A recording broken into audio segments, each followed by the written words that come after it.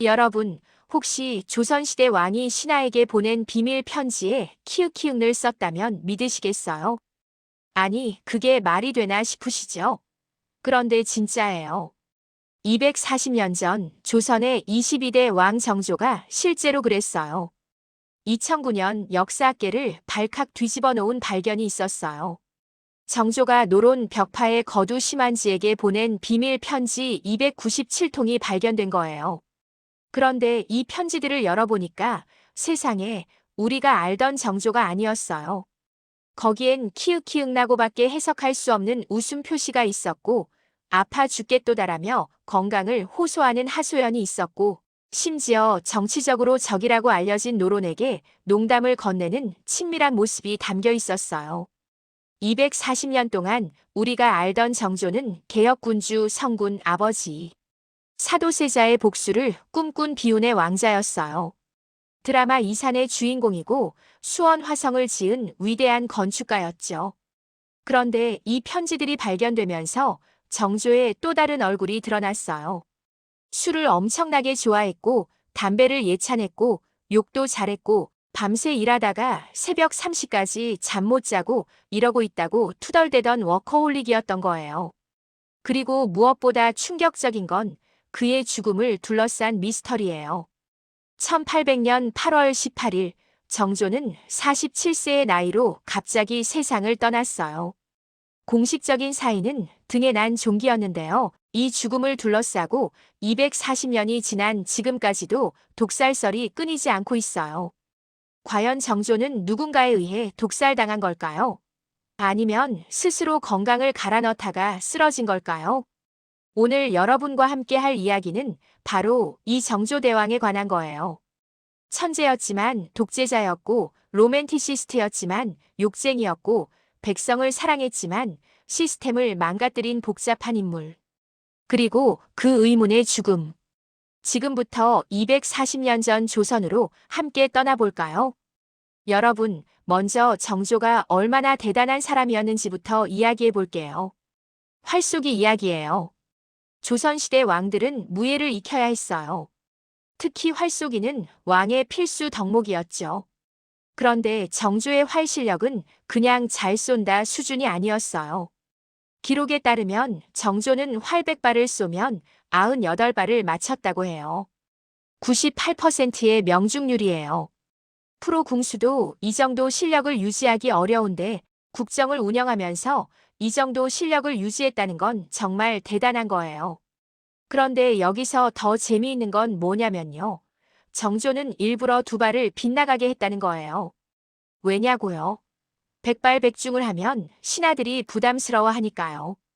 폐하께서 너무 완벽하시면 저희가 뭘 할 수 있겠습니까? 라며 기죽을까봐 일부러 두 발은 빗나가게 쐈다는 거예요. 이게 정조의 성격을 잘 보여줘요. 완벽주의자였지만 동시에 주변 사람들의 마음까지 챙기는 세심함이 있었던 거죠. 요즘으로 치면 회사에서 프레젠테이션을 완벽하게 준비해놓고도 일부러 작은 실수를 넣어서 후배들이 지적할 수 있게 해주는 선배 같은 거예요. 부장님 여기 오타 있는데요. 오, 잘 찾았네. 역시 꼼꼼하네. 이런 식으로요. 그런데 이 완벽주의가 나중에 문제가 돼요. 모든 걸 혼자 하려고 했거든요. 밤새 일하고 모든 결정을 혼자 내리고 신하들을 믿지 못하고 결국 이게 그의 건강을 갉아먹게 됩니다. 하지만 그건 나중에 이야기하기로 하고요. 여러분, 정조가 술을 얼마나 좋아했는지 아세요? 요즘 같으면 회식 강요죄로 고소당할 수도 있는 분이에요. 정조는 신하들과 술자리를 할 때 이런 규칙을 세웠어요. 술에 취하지 않으면 집에 돌아갈 생각을 하지 마라. 네, 진짜예요. 왕이 직접 이렇게 말한 거예요. 자리에서 못 일어날 정도로 취해야만 집에 보내준다는 거죠.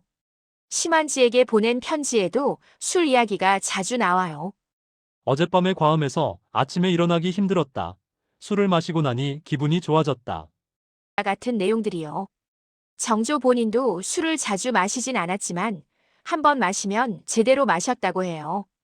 자리에서 못 일어날 때까지 마셨다는 기록이 있어요. 요즘으로 치면 어떤 느낌이냐면요. 대기업 회장님이 임원 회식에서 오늘 다 같이 취할 때까지 마시자. 취하기 전에 가면 불이익 줄 거야라고 하는 거예요. 물론 요즘에 이러면 큰일 나죠.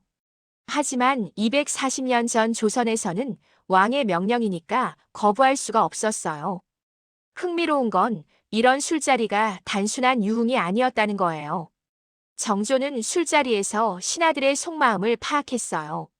술에 취하면 평소에 못하던 말을 하잖아요. 정조는 그걸 이용한 거예요. 취중 진담을 듣기 위해 일부러 술을 먹인 거죠. 요즘으로 치면 회식 자리에서 부하 직원들의 불만을 파악하는 CEO 같은 거예요. 다만 방법이 좀 강압적이었을 뿐이죠. 그런데 이 술 습관이 나중에 정조의 건강을 망가뜨리는 원인 중 하나가 됩니다. 과음은 건강에 치명적이잖아요. 특히 스트레스를 많이 받는 사람에게는요. 정조는 담배도 굉장히 좋아했어요. 정조는 담배에 대해 이렇게 말했어요. 담배는 소화에 좋고 추위를 쫓아낸다. 요즘 우리는 담배가 건강에 얼마나 해로운지 잘 알잖아요. 폐암, 심장병, 각종 질병의 원인이 되죠. 하지만 당시에는 담배의 해로움이 알려지지 않았어요. 오히려 약처럼 여겨지기도 했죠. 정조가 담배를 얼마나 피웠는지 정확한 기록은 없지만 담배를 예찬했다는 것 자체가 상당히 즐겼다는 걸 보여줘요. 심한지에게 보낸 편지에도 담배 이야기가 나온다고 해요. 여러분 상상해 보세요. 밤새 일하고 스트레스 받으면 술 마시고 담배 피우고. 이게 정조의 일상이었어요. 요즘으로 치면 스타트업 CEO가 밤새 일하다가 새벽에 소주 한 병 마시고 담배 피우면서 스트레스 푸는 거랑 비슷한 거예요. 몸이 버틸 수가 없죠. 그런데 정조는 자신이 건강을 해치고 있다는 걸 모르지 않았어요. 아니, 오히려 너무 잘 알고 있었어요. 심한지에게 보낸 편지에 이런 내용이 있어요. 깊은 생각을 한다거나 복잡한 일이 있을 경우 어김없이 이상이 생겨 등골의 태양경과 좌우 옆구리에 횃불이 타는 듯한 열기가 있는데 이것이 눈병의 원인이 되고 있다. 이는 전부 태양경의 우라가 팽배해 있는 결과로서 나의 학문의 힘이 깊지 못해 의지의 힘이 혈기를 제어하지 못한 때문이다. 요즘 말로 하면 스트레스성 질환이라고 스스로 진단한 거예요. 화병이라고 할 수도 있겠죠. 스트레스를 받으면 등과 옆구리가 불타는 것처럼 뜨겁고 그게 눈병의 원인이 된다는 거예요. 자기가 왜 아픈지 정확하게 알고 있었던 거죠. 알면서도 멈추지 못한 거예요. 일을 멈출 수가 없었으니까요. 정조의 건강 상태가 얼마나 안 좋았는지 좀 더 자세히 살펴볼게요. 정조는 36세에 이미 흰머리가 났다고 한탄했어요. 요즘도 36세에 흰머리가 나면 좀 빠른 편인데 조선시대에는 더 충격적이었겠죠. 정조 본인도 이렇게 말했어요. 동년배들은 창창한데 나는 눈이 침침하고 머리가 휘어졌다. 얼마나 억울했을까요? 같은 나이 친구들은 아직 젊고 건강한데 자기는 벌써 노인처럼 되어버린 거예요. 그리고 승하하기 1년 전인 1799년부터는 눈이 너무 나빠져서 안경 없이는 경전도 읽을 수 없을 정도였다고 해요. 심한지에게 보낸 편지에도 건강 문제가 계속 나와요. 눈이 너무 침침해서 책도 읽을 수가 없다. 어디가 아프고 언제 약을 얼마큼 먹고 있는데 아파 죽겠도다. 왕이 이렇게 건강 문제를 하소연할 정도면 정말 심각했던 거예요. 왜 이렇게 됐을까요? 원인은 명확해요. 첫째, 엄청난 업무량이에요. 정조는 모든 일을 혼자 결정하고 혼자 처리하려고 했어요. 밤새 일하는 게 일상이었죠. 새벽 3시까지 잠 못 자고 이러고 있다는 편지 내용이 이를 보여줍니다. 요즘으로 치면 회사 일을 혼자 다 하려고 하는 CEO예요. 부하 직원들한테 위임을 안 하고 자기가 다 하는 거죠. 처음에는 빠르고 정확하지만 결국 번아웃이 오잖아요. 둘째, 술이에요. 앞서 말씀드렸죠. 자주 마시진 않았지만 한 번 마시면 제대로 마셨어요. 과음은 간에도 안 좋고 전반적인 건강에 치명적이에요. 셋째, 담배예요. 당시엔 몰랐지만 담배는 폐는 물론이고 혈관 건강에도 엄청나게 해로워요. 넷째, 정신적 스트레스예요. 이게 가장 컸을 거예요. 정조는 10살 때 아버지 사도세자가 뒤주에서 죽어가는 걸 지켜봐야 했어요. 8일 동안이요. 10살짜리 아이가 아버지가 뒤주 안에서 굶어 죽는 걸 지켜보는 게 어떤 느낌일까요? 상상만 해도 끔찍하죠. 이 트라우마가 평생 정조를 따라다녔어요. 즉위 후에도 스트레스는 끊이지 않았어요. 아버지를 죽인 세력들이 여전히 조정에 있었고 자신을 위협하는 암살 시도도 있었어요. 언제 죽을지 모르는 긴장감 속에서 24년을 살았던 거예요. 여러분, 정조의 트라우마에 대해 좀 더 자세히 이야기해 볼게요.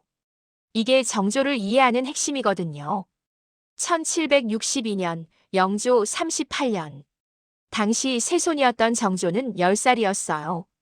그해 윤 5월, 정조의 아버지 사도세자가 뒤주에 갇혔어요. 영조가 직접 명령한 거였죠. 할아버지가 아버지를 죽인 거예요. 뒤주가 뭐냐면요. 쌀을 보관하는 큰 나무 상자예요. 사람이 들어가면 꽉 차는 크기죠. 사도세자는 이 뒤주에 갇혀서 8일 동안 물도 음식도 없이 버텨야 했어요. 한여름이었어요. 얼마나 고통스러웠을까요? 그리고 10살짜리 정조는 이 모든 과정을 지켜봐야 했어요. 아버지가 뒤주에 갇히는 순간 뒤주 안에서 살려달라고 외치는 소리, 그리고 8일 후 뒤주가 열렸을 때 이미 숨이 끊어진 아버지의 모습.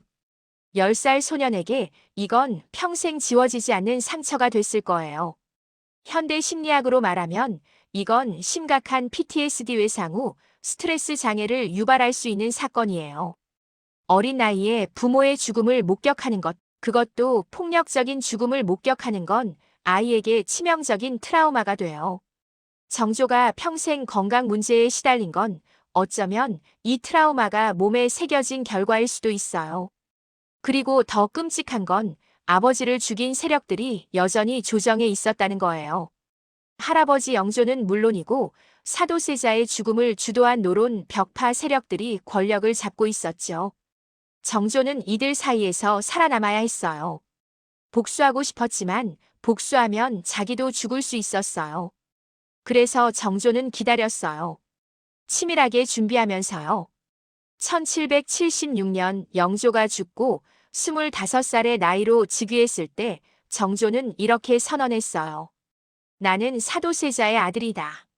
이 한마디가 얼마나 용기 있는 선언이었는지 아세요? 사도세자는 영조에 의해 역적으로 몰려 죽은 사람이에요. 그의 아들임을 공개적으로 선언한다는 건 아버지의 명예를 회복하겠다는 의지의 표현이었죠. 동시에 아버지를 죽인 세력들에게 나 이제 너희를 가만두지 않겠다라는 선전포고이기도 했고요. 정조가 즉위하자마자 직면한 건 암살 위협이었어요. 즉위 초 정조를 암살하려는 시도가 실제로 있었어요. 기록에 따르면 자객이 궁에 침입한 적도 있었고 독살 시도도 있었다고 해요. 정조 본인도 이걸 알고 있었어요. 그래서 정조는 특별한 호위 체계를 만들었어요. 바로 장용령이라는 친위 부대예요. 기존의 군대가 아니라 오직 왕만을 호위하는 특수부대였죠. 요즘으로 치면 대통령 경호처 같은 거예요. 정조는 이 장용령을 직접 지휘했고 병사들 하나하나를 자기가 훈련시켰어요. 그리고 정조가 의학을 열심히 공부한 것도 암살에 대한 두려움 때문이라는 해석이 있어요. 어이에 의한 독살을 막으려면 스스로 약에 대해 알아야 하잖아요. 정조는 동의보감을 완벽하게 이해하고 있었고 심지어 부족한 부분을 직접 보강하기도 했어요. 자신의 병에 직접 처방을 내릴 정도로 의학에 정통했죠. 물론 정조 본인은 1등록에서 이렇게 말했어요. 대저의학서라는 것은 옛 경서와 큰 차이가 없어 누구나 공부하고 익히면 쉽게 배울 수 있다. 한마디로 그냥 공부하다 보니까 정통해졌다는 거예요. 정조의 학구열이 대단했다는 또 하나의 증거죠. 하지만 암살에 대한 두려움이 배경에 있었을 거라는 건 충분히 설득력 있는 해석이에요. 매일 밤 잠자리에 들 때마다 내일 아침에 눈을 뜰 수 있을까? 라는 생각을 했을지도 몰라요. 24년간 왕위에 있으면서 단 하루도 안심할 수 없었던 거죠. 이런 스트레스가 건강에 어떤 영향을 미쳤을지 상상이 되시나요? 정조의 업무 스타일을 좀 더 자세히 살펴볼게요. 심한지에게 보낸 편지에 이런 구절이 있어요. 새벽 3시까지 잠 못 자고 이러고 있다. 이게 하루 이틀 있는 일이 아니었어요.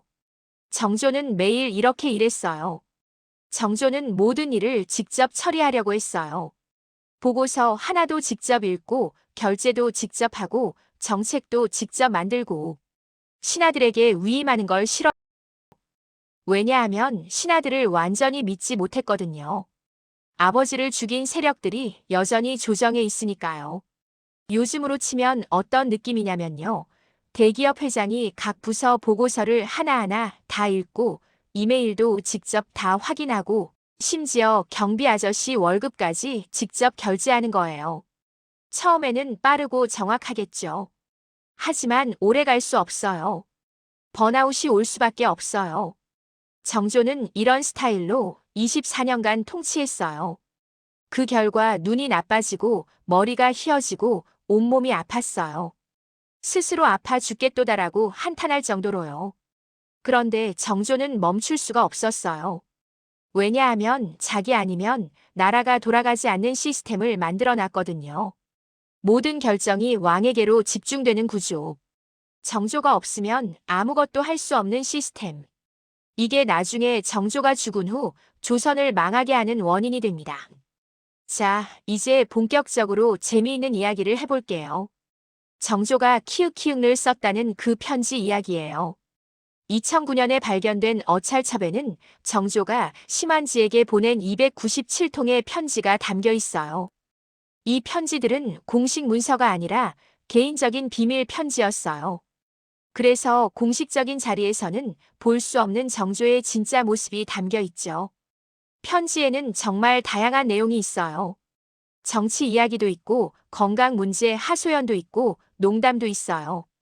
그리고 웃음을 표시하는 부호가 있는데, 학자들은 이게 현대의 키읔키읔과 비슷한 의미라고 해석해요. 여러분, 조선시대 왕이 신하에게 키읔키읔나고 웃음을 보낸다는 게 상상이 되세요? 우리가 알던 조선 왕의 이미지는 엄숙하고 근엄한 모습이잖아요. 그런데 정조는 전혀 달랐어요. 친한 신하에게는 농담도 건네고 자기 속마음도 털어놓고 심지어 아파 죽겠다고 투덜대기도 했어요. 더 놀라운 건 이 편지의 수신자가 심한지라는 거예요. 심한지는 노론 벽파의 거두였어요. 노론 벽파는 사도세자를 죽음으로 몰았던 세력이에요. 정조 입장에서는 아버지의 원수나 다름없는 사람들이죠. 그런데 정조는 이 심한지에게 297통이나 되는 친밀한 편지를 보냈어요. 이건 뭘 의미할까요? 노론이 정조의 적이 아니었다는 거예요. 적어도 심한지와는 정치적 파트너 관계였던 거죠. 이 발견은 정조에 대한 기존의 해석을 완전히 뒤집었어요. 우리는 정조가 노론을 물리치고 남인을 키워서 아버지의 복수를 준비했다고 알고 있었잖아요. 하지만 실제로는 노론과도 친밀하게 지내면서 복잡한 정치적 균형을 유지하고 있었던 거예요. 그리고 이 편지는 정조 독살설에 대한 중요한 증거가 되기도 해요. 만약 노론이 정조를 죽이려고 했다면 정조가 노론의 거두에게 이런 친밀한 편지를 보냈을까요? 이건 나중에 다시 이야기할게요. 정조의 또 다른 면모를 보여드릴게요. 정조는 욕도 잘했어요. 조선 왕이 욕을 했다니 좀 충격적이죠? 하지만 기록에 따르면 정조는 신하들에게 꽤 거친 말을 했어요. 물론 공식 석상에서는 아니고 가까운 신하들에게요. 정조는 성격이 급하고 다혈질적인 면이 있었어요. 일이 마음대로 안 되면 화를 냈고 신하들이 무능하면 심하게 질책했어요. 요즘으로 치면 빠르고 정확하게 일 처리하는 까다로운 상사 같은 느낌이에요. 유능하지만 같이 일하기 힘든 타입이죠. 심한지에게 보낸 편지에도 이런 면모가 드러나요. 어떤 신하가 마음에 안 들면 그 사람에 대해 험담을 늘어놓기도 하고 짜증을 표현하기도 해요. 완벽한 성군의 이미지와는 좀 다르죠? 하지만 생각해보면 당연한 거예요. 정조도 사람이잖아요. 24시간 근엄한 왕의 모습만 유지할 수는 없어요. 특히 밤새 일하고 스트레스 받고 아픈 상황에서는 누구나 짜증이 나잖아요. 정조가 가까운 신하에게 속마음을 털어놓고 욕도 한 건 오히려 인간적인 면모라고 할 수 있어요. 정조의 업적 중 하나를 이야기해 볼게요. 바로 규장각이에요. 규장각은 정조가 만든 왕립도서관이자 연구기관이에요. 요즘으로 치면 국책연구원과 대통령 비서실을 합쳐놓은 것 같은 기관이죠. 정조는 여기에 젊고 유능한 학자들을 모았어요. 정약용, 이덕무, 유득공, 박제가 같은 인물들이 규장각 출신이에요. 정조는 왜 규장각을 만들었을까요? 표면적인 이유는 학문진흥이에요. 책을 모으고 연구하고 출판하는 기관이죠. 하지만 진짜 목적은 따로 있었어요. 기존의 권력 구조를 우회하기 위해서였어요. 당시 조선 조정은 노론이 장악하고 있었어요. 정조가 뭔가를 하려면 노론의 눈치를 봐야 했죠. 그래서 정조는 규장각이라는 새로운 기관을 만들어서 자기 사람들을 키운 거예요. 노론이 아닌 젊고 유능한 인재들을요. 요즘으로 치면 대통령이 기존 관료 조직을 불신해서 새로운 자문기관을 만든 거예요. 기존 공무원들은 믿을 수 없으니까 내가 직접 인재를 뽑아서 키우겠다는 거죠. 규장각은 성공적이었어요. 많은 인재들이 배출됐고 대전통편, 홍제전서 같은 중요한 책들이 편찬됐죠. 하지만 문제도 있었어요. 규장각은 오직 정조에게만 충성하는 기관이었어요. 정조가 사라지면 규장각의 힘도 사라지는 거죠. 실제로 정조가 죽은 후 규장각 출신 학자들 중 상당수가 유배를 가거나 처형당했어요. 정약용이 대표적이죠. 정조의 가장 유명한 업적, 수원화성에 대해 이야기해 볼게요. 수원화성은 정조가 1794년부터 1796년까지 2년 8개월에 걸쳐 지은 성이에요. 유네스코 세계문화유산으로 등재될 정도로 건축학적 가치가 뛰어난 성이죠. 정조가 왜 수원에 성을 지었을까요? 공식적인 이유는 아버지 사도세자의 묘를 옮기기 위해서예요. 사도세자의 묘가 원래 양주에 있었는데 정조가 이걸 수원의 현룡원으로 옮겼어요. 그리고 묘를 보호하기 위해 주변에 성을 쌓은 거죠. 하지만 진짜 목적은 따로 있었다는 설이 있어요. 정조가 수원을 새로운 수도로 삼으려 했다는 거예요. 서울은 노론의 영향력이 너무 강했어요. 새로운 곳에 새로운 도시를 만들어서 거기서 통치하면 노론의 간섭에서 벗어날 수 있잖아요. 실제로 수원 화성은 단순한 성곽이 아니에요.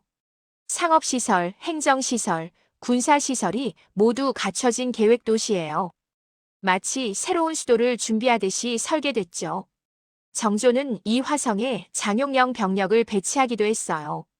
건설 과정도 혁신적이었어요. 정약용이 거중기를 발명해서 무거운 돌을 효율적으로 올릴 수 있게 했고 노동자들에게 임금을 제대로 지급하는 시스템을 도입했어요. 당시 건설 공사에서는 백성들을 강제로 동원하는 게 일반적이었는데 정조는 정당한 대가를 지불한 거예요. 요즘으로 치면 공정한 노동 환경을 만든 거죠. 그런데 정조는 수원 천도 계획을 실현하지 못하고 죽었어요. 화성이 완성된 지 4년 만에요. 만약 정조가 더 오래 살았다면 수원이 조선의 새로운 수도가 됐을지도 몰라요. 정조의 가족 이야기를 해볼게요. 특히 어머니 해경궁 홍씨와의 관계예요.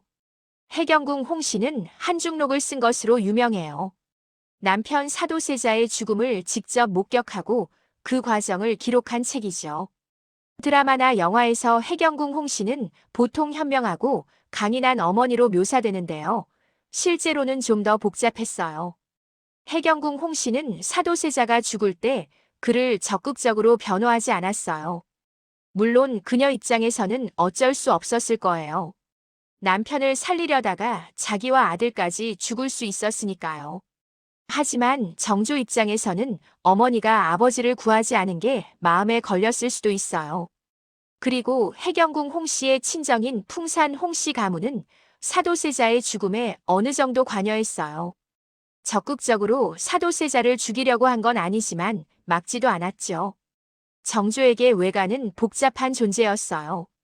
정조와 해경궁 홍 씨의 관계는 겉으로는 효도하는 아들과 자애로운 어머니였어요. 정조는 어머니께 효도를 다했고 어머니의 환갑잔치를 성대하게 열어주기도 했어요. 하지만 속으로는 복잡한 감정이 있었을 거예요. 어머니는 왜 아버지를 구하지 않았을까? 하는 의문이요. 정조의 이상한 행동 중 하나가 세자 책봉을 미룬 거예요. 정조에게는 순조라는 아들이 있었어요. 나중에 23대 왕이 되는 인물이죠. 그런데 정조는 순조가 태어난 후에도 10년 동안 세자로 책봉하지 않았어요. 조선에서는 보통 왕자가 태어나면 빨리 세자로 책봉하는 게 관례였는데 정조는 계속 미뤘어요. 왜 그랬을까요? 여러 가지 해석이 있어요. 첫째, 순조의 어머니가 후궁이었기 때문이에요. 순조의 어머니 수빈 박씨는 왕비가 아니라 후궁이었어요. 후궁의 아들을 세자로 삼는 건 좀 복잡한 문제가 있었죠. 하지만 이것만으로는 10년이나 미룬 이유가 되지 않아요. 둘째, 정조가 더 좋은 후계자를 원했을 수도 있어요. 어쩌면 왕비에게서 적자가 태어나기를 기다렸을 수도 있어요. 하지만 결국 적자는 태어나지 않았죠. 셋째, 정조가 세자를 노출시키고 싶지 않았을 수도 있어요. 세자가 되면 정치적 암투의 중심에 서게 돼요. 정조 자신이 세손 시절에 얼마나 위험했는지 알고 있잖아요. 아들을 그 위험에서 보호하고 싶었을 수도 있어요. 어쨌든 정조는 죽기 직전에서야 순조를 세자로 책봉했어요. 11살짜리 아이가 갑자기 왕이 된 거죠. 이건 조선에 엄청난 혼란을 가져왔어요. 자, 이제 정조의 마지막 해인 1800년으로 가볼게요. 정조 24년 1800년 음력 6월, 정조의 등에 종기가 생겼어요. 처음에는 대수롭지 않게 여겼던 것 같아요. 종기 정도야 당시에도 흔한 병이었으니까요. 그런데 문제는 종기가 점점 심해졌다는 거예요. 정조실록에 따르면 종기의 상태가 좋아졌다가 나빠졌다를 반복했어요. 어이들이 여러 처방을 내렸지만 효과가 없었죠. 여기서 중요한 게 있어요. 정조는 의학에 상당한 조예가 있었다는 점이에요. 단순히 관심 수준이 아니라 직접 자신의 질병에 처방을 내릴 정도였어요. 심지어 동의보감이 부실하다고 직접 보강을 하기도 했죠. 그래서 정조는 어이들의 처방을 무시하고 자기 판단대로 약을 쓰기도 했어요. 의학에 자신이 있었으니까요. 하지만 이게 항상 좋은 결과를 가져오진 않았어요. 종기 치료 과정에서 가장 논란이 되는 건 연운방이에요. 연운방이 뭐냐면요. 약재를 태워서 그 연기를 환부에 쐬는 치료법이에요. 요즘으로 치면 훈증 요법 비슷한 거죠. 기록에 따르면 정조는 연운방을 처음 시도했을 때 효과를 봤어요. 그래서 두 번째로도 시도했는데 이번에는 상태가 급격히 악화됐습니다. 독살설을 주장하는 쪽에서는 이 점을 주목해요. 첫 번째 연운방은 효과가 있었는데 두 번째는 왜 악화됐을까? 누군가가 두 번째 연운방에 독을 넣은 거 아닐까? 라고요. 하지만 반대 의견도 있어요. 연운방 자체가 상당히 위험한 치료법이었다는 거예요. 당시 의학에서는 극약을 사용한 치료법이 유행했거든요. 사약에 들어갈 만큼 극한 재료로 병을 치료하는 것이 트렌드였다는 거죠. 그래서 연운방이 독살의 증거라기보다는 위험한 치료법을 반복해서 사용한 게 문제였다는 해석도 가능해요. 한의사들 사이에서도 의견이 갈린다고 해요. 한쪽에서는 정조의 처방이 과격하긴 했지만 효과는 볼 수 있는 극약 처방이었다고 하고 다른 쪽에서는 경무에 시달리고 술을 즐기고 담배를 피우는 정조에게 그런 처방은 위험했다고 해요. 정조실록에 기록된 정조의 마지막 날들을 따라가 볼게요. 음력 6월 초 등에 종기가 생겼어요. 처음에는 크게 걱정하지 않았던 것 같아요. 6월 14일경부터 상태가 악화되기 시작했어요. 열이 나고 종기가 골맞죠. 6월 28일 양력 8월 18일 정조는 창경궁 영춘원에서 숨을 거뒀어요. 기록을 보면 정조는 마지막 순간까지 국정을 챙겼어요. 죽기 며칠 전에도 상소를 읽고 결재를 했다고 해요. 정말 일중독이었던 거죠. 죽기 직전까지 일을 놓지 못했어요. 47세. 당시로서는 젊은 편은 아니었지만 그렇다고 죽을 나이도 아니었어요. 특히 할아버지 영조가 81세까지 살았으니 유전적으로 장수 가문이었잖아요. 그런데 종기 하나 때문에 급사했다. 사람들이 의심하는 건 당연해요. 자, 이제 독살설의 핵심으로 들어가 볼게요. 정조가 독살당했다고 주장하는 쪽에서 내세우는 근거는 뭘까요? 첫째, 동기가 있는 사람들이 많았다는 거예요. 정조는 즉위 초부터 수많은 정적들에게 둘러싸여 있었어요. 아버지 사도세자를 죽음으로 몰았던 노론, 벽파, 정조의 개혁 정책에 불만을 품은 세력들. 정조가 없어지면 이득을 볼 사람들이 적지 않았죠. 특히 정순왕후 김씨가 자주 거론돼요. 정순왕후는 영조의 계비로 정조에게는 할머니 뻘이었지만 나이는 정조보다 겨우 7살 많았어요. 그녀는 사도세자의 죽음에 깊이 관여했던 경주 김씨 가문 출신이었고 정조 사후 어린 순조의 수렴 청정을 하면서 막강한 권력을 휘둘렀죠. 둘째, 죽음이 너무 갑작스러웠다는 거예요. 47세라는 나이가 당시로서는 젊은 편은 아니었지만 그렇다고 죽을 나이도 아니었어요. 특히 할아버지 영조처럼 장수 가문이었잖아요. 셋째, 정조 사후 정치적 격변이 너무 빨랐다는 거예요. 정조가 죽자마자 정순왕후가 수렴 청정을 시작했고 정조가 키웠던 남인과 시파 세력이 대거 숙청됐어요. 마치 미리 준비해둔 것처럼요. 천주교 탄압인 신유박해도 바로 일어났죠. 정조가 살아있을 때는 보호받던 정약용 같은 인물들이 유배를 가거나 처형당했어요. 정순왕후 김씨에 대해서 좀 더 자세히 살펴볼게요. 정순왕후는 영조의 두 번째 왕비로 정조보다 7살 많았어요. 그녀의 친정인 경주 김씨 가문은 사도세자의 죽음에 깊이 관여했죠. 그래서 정조와 정순왕후 사이는 결코 좋을 수가 없었어요. 정조가 죽자 정순왕후는 바로 수렴 청정을 시작했어요. 11살짜리 순조를 대신해서 정치를 했죠. 그리고 정조가 키웠던 세력들을 대거 숙청했어요.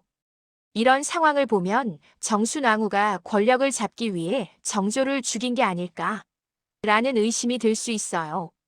하지만 반대로 생각해 볼 수도 있어요. 정순왕후가 정조를 죽일 필요가 있었을까요?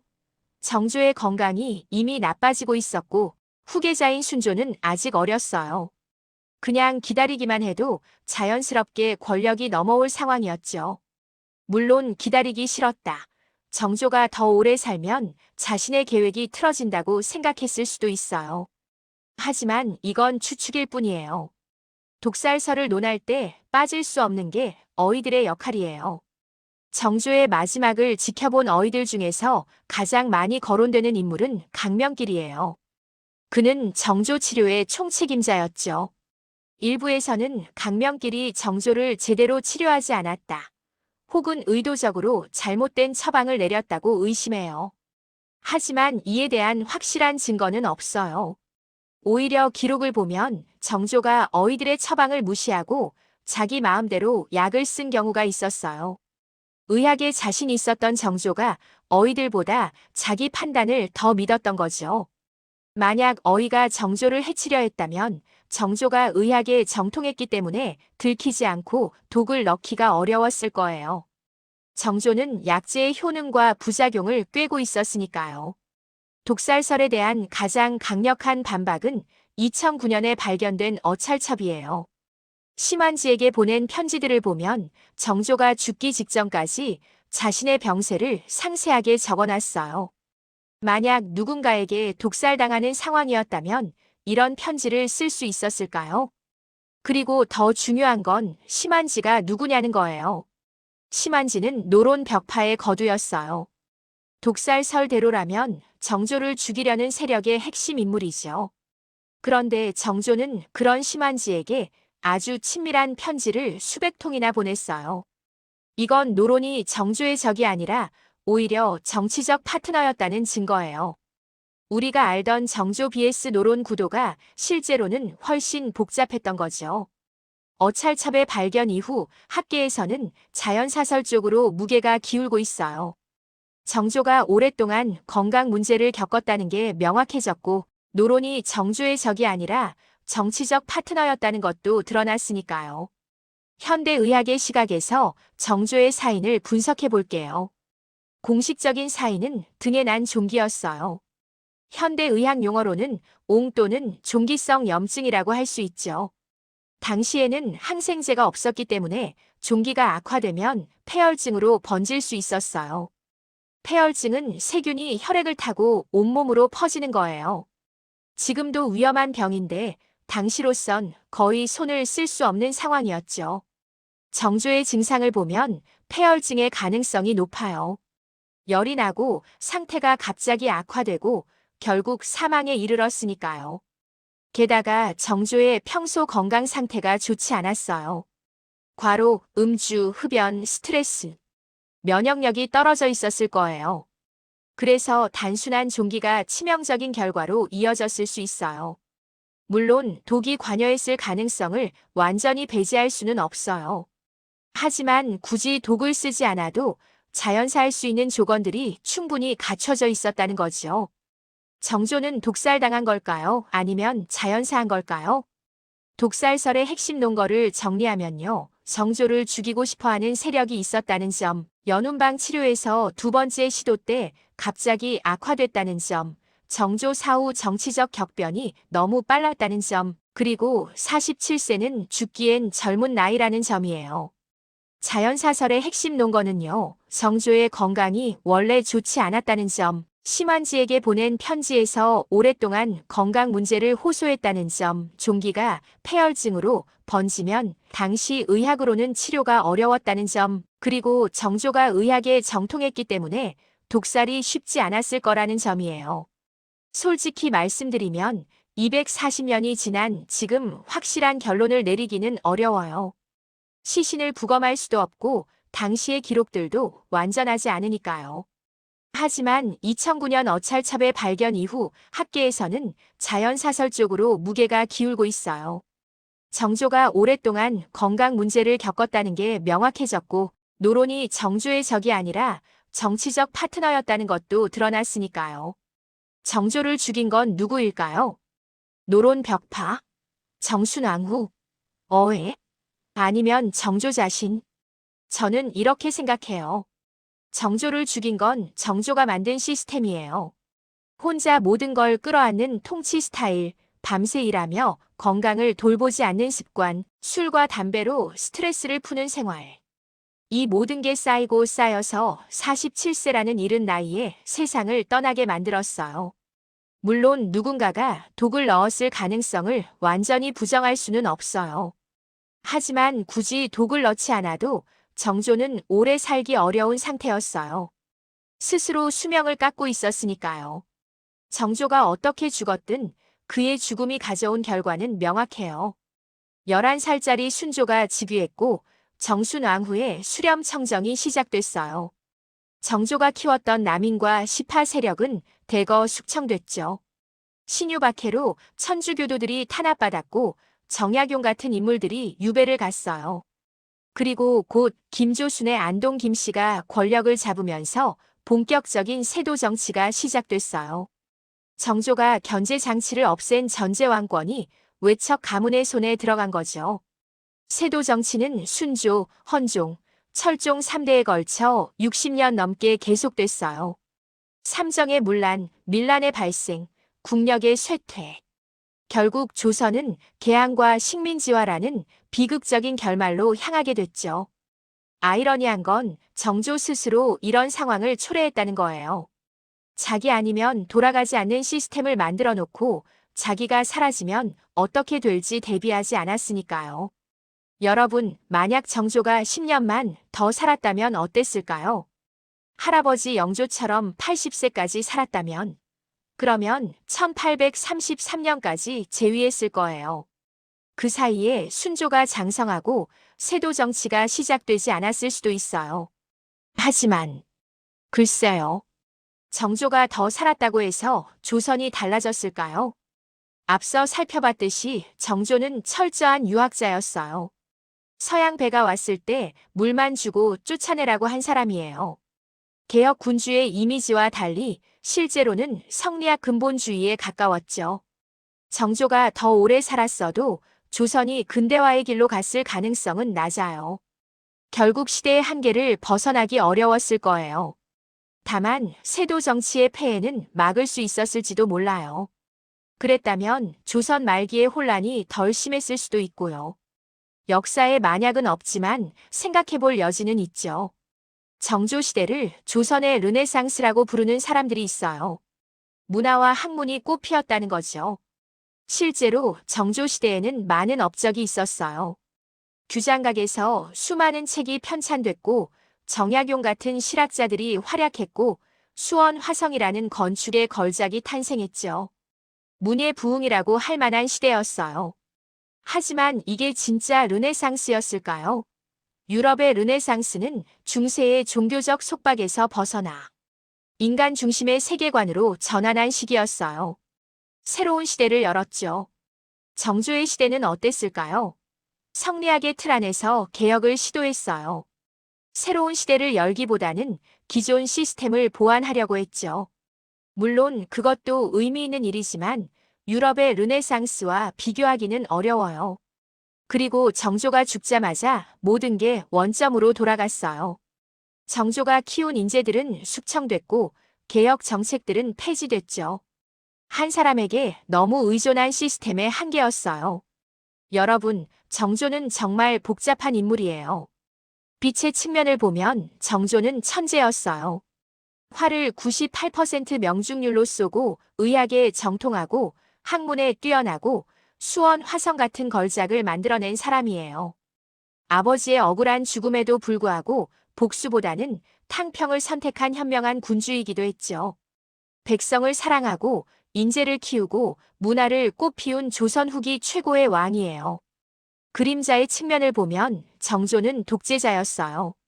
모든 권력을 자기에게 집중시키고 견제 장치를 없애고 자기 아니면 돌아가지 않는 시스템을 만들었어요.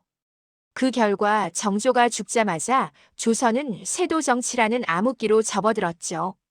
술과 담배로 건강을 해치면서도 멈추지 못한 워커홀릭이기도 했고요. 어느 쪽이 진짜 정조일까요? 둘 다예요. 인간은 원래 그렇게 복잡하잖아요. 위대한 업적을 남긴 사람도 인간적인 약점이 있고 실수도 해요. 정조도 마찬가지예요. 정조의 삶은 현대의 리더들에게도 교훈을 줘요. 첫째, 혼자 다 하려고 하면 안 돼요. 정조는 모든 걸 혼자 처리하려고 했어요. 처음에는 빠르고 정확했지만 결국 건강을 해치고 후계 구도도 제대로 만들지 못했어요. 요즘 말로 하면 번아웃이 온 거죠. 좋은 리더는 이를 위임할 줄 알아야 해요. 둘째, 시스템을 만들어야 해요. 정조는 자기 아니면 돌아가지 않는 시스템을 만들었어요. 정조가 있을 때는 잘 돌아갔지만 정조가 없으니까 바로 무너졌죠. 좋은 리더는 자기가 없어도 돌아가는 시스템을 만들어야 해요. 후계자를 키우고 조직 문화를 만들고요. 셋째, 건강을 관리해야 해요. 정조는 밤새 일하고 술 마시고 담배 피우면서 건강을 갈아 넣었어요. 결국 47세에 세상을 떠났죠. 아무리 열심히 일해도 건강을 잃으면 소용없어요. 지속 가능한 방식으로 일해야 해요. 다시 심한지 이야기로 돌아갈게요. 이게 정조를 이해하는데 정말 중요하거든요. 우리가 알던 역사는 이랬어요. 정조는 남인과 시파를 키워서 노론 벽파를 견제했다. 노론은 정조의 적이었다. 정조는 언젠가 노론에게 복수할 생각이었다. 그런데 어찰첩이 발견되면서 이 구도가 완전히 뒤집혔어요. 정조는 노론 벽파의 거두 심한지와 비밀리에 편지를 주고받았어요. 297통이나요. 그 편지에는 정치 이야기, 건강 이야기, 농담까지 있었어요. 적에게 이런 편지를 보낼 리가 없잖아요. 이건 뭘 의미할까요? 정조의 정치가 우리가 생각한 것보다 훨씬 복잡했다는 거예요. 표면적으로는 탕평책을 펼치면서 뒤에서는 각 세력의 핵심 인물들과 개인적인 관계를 유지했던 거죠. 요즘으로 치면 여당 대표와 야당 대표가 공식 석상에서는 싸우지만 뒤에서는 골프도 치고 밥도 먹는 것과 비슷해요. 정치는 원래 그런 거니까요. 정조가 키운 인재 중 가장 유명한 사람, 정약용 이야기를 해볼게요. 정약용은 조선 최고의 실학자로 평가받는 사람이에요. 목민심서, 경세유표, 흠음신서 같은 명절을 남겼죠. 거중기를 발명해서 수원 화성 건설에 기여하기도 했고요. 정조는 정약용을 매우 아꼈어요. 규장각에서 일하게 하고 중요한 프로젝트를 맡겼죠. 정약용도 정조에게 충성을 다했어요. 그런데 정조가 죽자 모든 게 달라졌어요. 1801년 신유박해 때 정약용은 천주교와 연관됐다는 이유로 체포됐어요. 형 정약전, 동생 정약종도 함께요. 정약종은 처형당했고 정약용은 전라도 강진으로 유배를 갔어요. 유배 기간이 얼마나 됐는지 아세요? 18년이에요. 18년 동안 강진에서 유배 생활을 했어요. 그 기간 동안 목민심서를 비롯한 많은 책을 썼죠. 역설적이게도 유배가 정약용을 위대한 학자로 만든 거예요. 정조가 살아있었다면 정약용은 유배를 가지 않았을 거예요. 정조의 보호 아래에서 더 큰 일을 했을지도 몰라요. 하지만 그랬다면 목민심서가 탄생했을까요? 역사의 아이러니죠. 240년이 지난 지금 왜 우리는 아직도 정조를 이야기할까요? 첫째, 정조의 삶이 드라마틱하기 때문이에요. 10살의 아버지가 죽는 걸 목격하고 암살 위협 속에서 살아남고 왕이 되어 개혁을 추진하고 47세에 의문의 죽음을 맞이했어요. 한편의 드라마 같은 인생이에요. 실제로 드라마 이산이 큰 인기를 끌었잖아요. 둘째, 정조가 현대인에게 공감을 주기 때문이에요. 밤새 일하고 스트레스 받고 술 마시고 건강 걱정하고 240년 전 사람인데 왠지 친근하게 느껴지지 않나요? 현대의 워커홀릭들과 비슷한 점이 많아요. 셋째, 정조의 죽음이 미스터리로 남아있기 때문이에요. 독살인지 자연사인지 240년이 지나도 확실한 결론이 안 나요. 사람들은 미스터리를 좋아하잖아요. 그래서 계속 이야기하게 되는 거죠. 정조의 삶에서 우리가 배울 수 있는 가장 큰 교훈이 있어요. 천재 한 명에게 모든 걸 맡기면 안 된다는 거예요. 정조는 천재였어요. 활도 잘 쏘고 학문도 뛰어나고 의학도 알고 건축도 알고 거의 모든 분야에서 뛰어났어요. 그래서 모든 걸 혼자 하려고 했죠. 처음에는 잘 됐어요. 정조가 있으니까 나라가 잘 돌아갔어요. 그런데 정조가 죽자마자 모든 게 무너졌어요. 후계자도 제대로 키우지 못했고 시스템도 만들지 못했으니까요. 이건 현대 사회에도 적용되는 교훈이에요.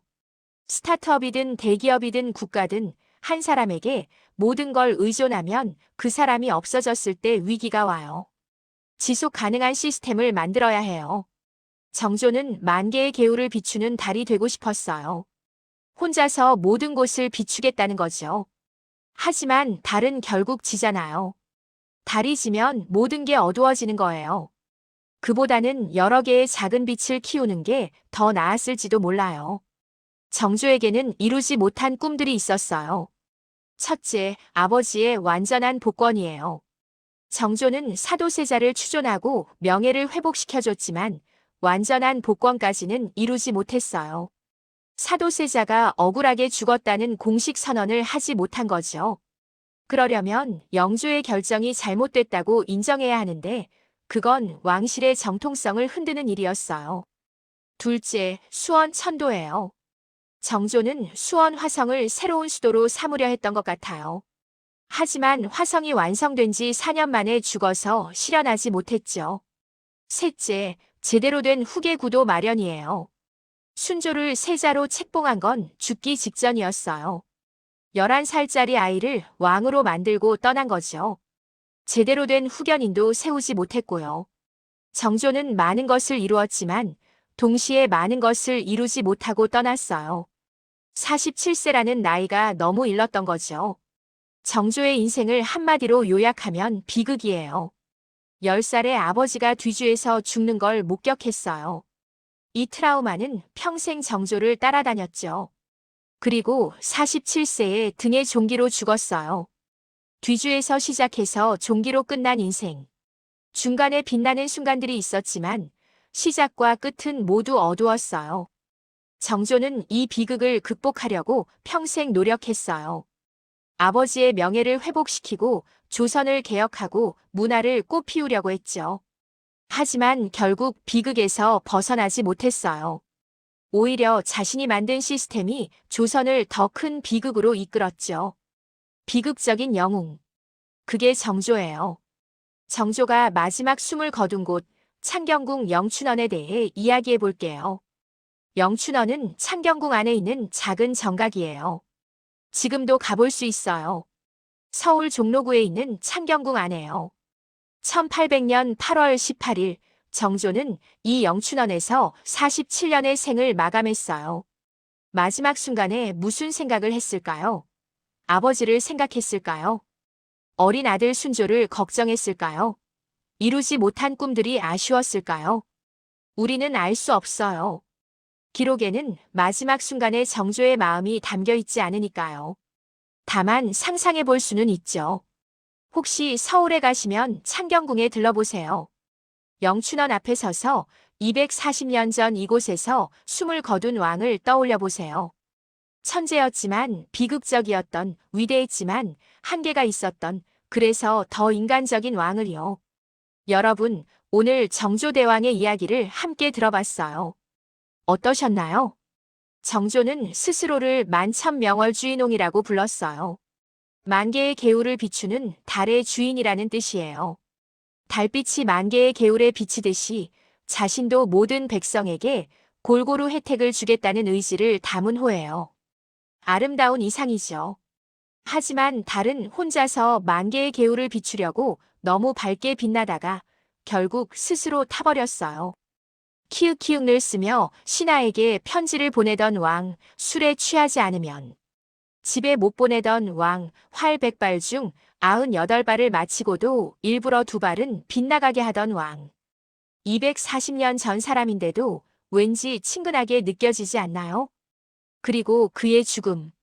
독살이었는지 자연사였는지 우리는 확실히 알 수 없어요. 하지만 분명한 건 그가 스스로를 갈아 넣으며 일했다는 거예요. 만 개의 개울을 비추는 달이 되고 싶었던 왕은 결국 그 열망에 자신을 태워버린 게 아닐까요?